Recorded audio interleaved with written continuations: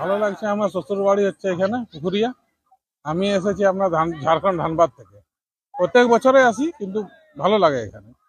মুড়ি সব বাড়ি থেকে নিয়ে আসে, চপ মুড়ি ঘুগনি ডিম সিদ্ধ বাস এইসব সব মিলিয়ে পুরো এনজয় করা। হ্যাঁ, এখানে সব পাওয়া যায়।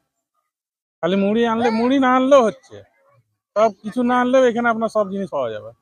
এসে খাওয়া দাওয়া পুরো ফ্যামিলি আছি আমরা। কেমন লাগছে? অনেক ভালো।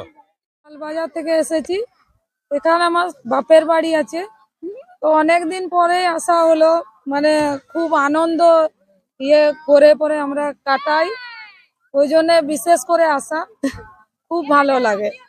হ্যাঁ, খুব ভালো লাগছে। মানে ভালো লাগে বলেই এত দূর থেকে আসা আর কি।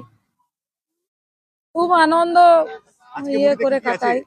আজকে মুড়িতে আছে চপ, বেগুনি, ঘুগনি, বাদাম ভাজা, পেঁয়াজ, কাঁচা লঙ্কা, শসা।